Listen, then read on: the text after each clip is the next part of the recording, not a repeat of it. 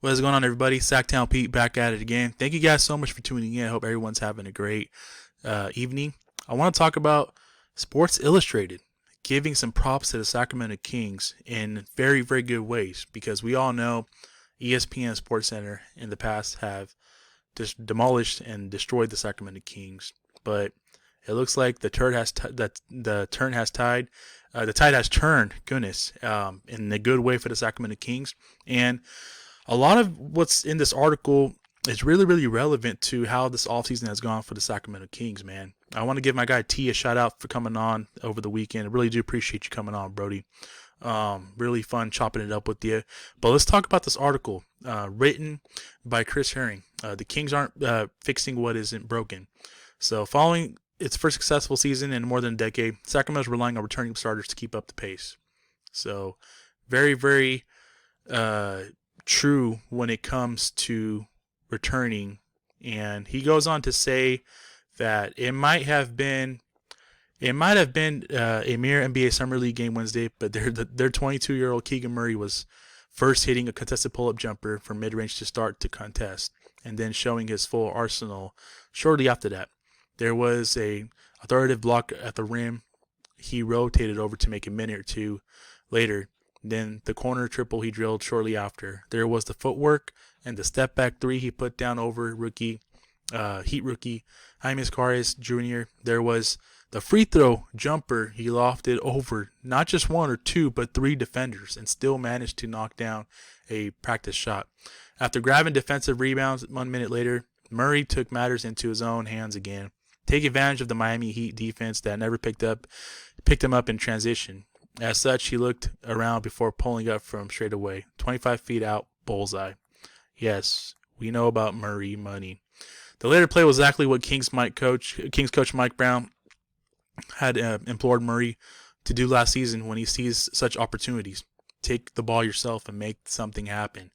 Murray's standout, showing a 41 points, 6 triples in Sacramento's contest, was precisely what the Kings hoped to see from the forward. And speaking more broadly, it speaks to the sort of the internal development at Sacramento, which added shooting EuroLeague MVP Sasha Vezenkov and guard Chris Duarte will largely be banking on this upcoming season. The Kings, who broke their record-long 16-year NBA playoff drought last season, were one of the healthiest teams in the league last season.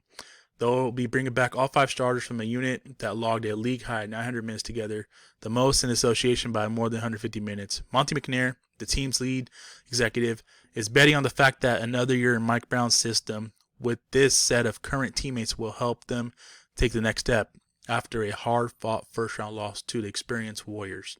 And I agree with that. The frustration of some fans who wanted to see Sacramento go for a wing upgrade. Free agent Harrison Barnes was brought back on a 3-year, $15.4 million deal. Trey Lyles was brought back on a 2-year, $16 million deal. And then there was the biggest news that the Kings have locked up Domantas Sabonis to a 4-year, up to $195 million in new money, bringing the potential value of his contract to 5 years, $217 million. Kevin Huerter's deal it's up in 2026, as is all NBA guards De'Aaron Fox's. No one can fault the Kings after experiencing their first success in more than a decade and a half for not wanting to fix something that isn't broken. They won 48 games, so even if they were bounced in the opening round, this was a team that, out of nowhere, managed to break the NBA record for offensive efficiency in the season. Their relatively young club was already fast during the regular season, then cranked things up faster in the postseason to have the quickest tempo in sport during that time. The offense, led by Fox, makes life impossible for defenses with endless handoffs and counters from Sabonis, who, scoring aside, is the second best passing big man in the sport. He is a maestro at bowling opposing players with screens and buys unfathomable space for Sacramento shooters as they flare out and run off his shoulders. Boy, that offense is so fun. Interestingly, aside from picking up the 22-year-old Kessler Edwards option, there hadn't been an overwhelming amount of focus shown yet on the defensive side, where the Kings were tied for the 8th worst in the league.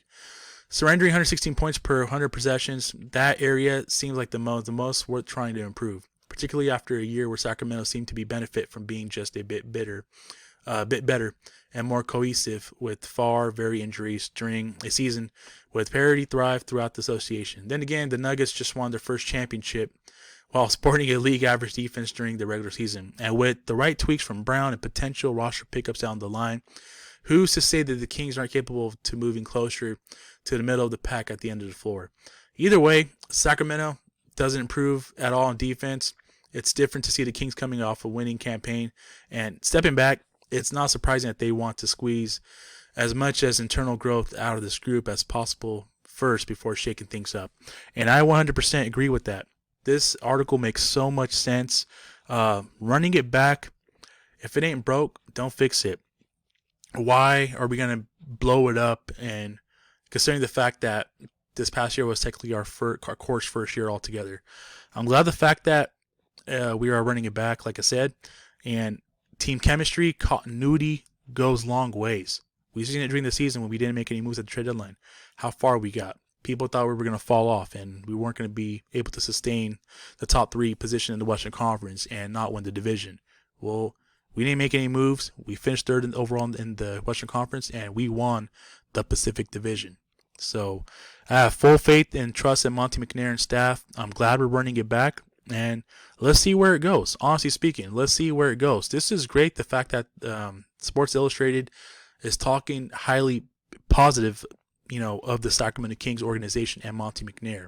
So I think people are quick to forget the fact that Monte McNair won the GM of the Year award, Executive of the Year award last year.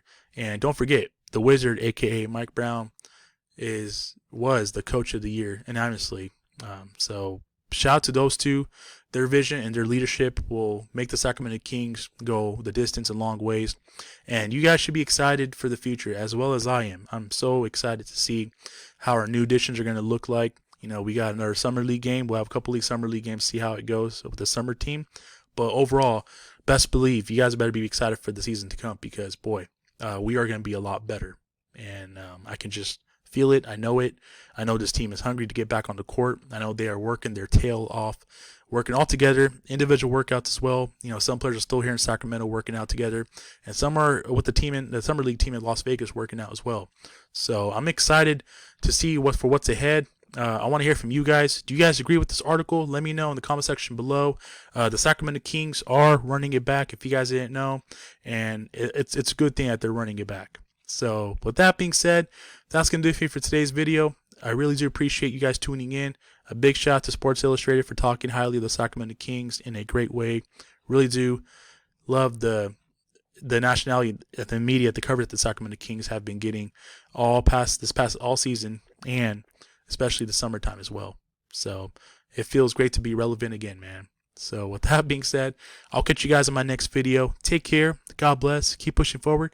Have yourself a great rest of your evening, and I'll see you guys in my next video. Peace.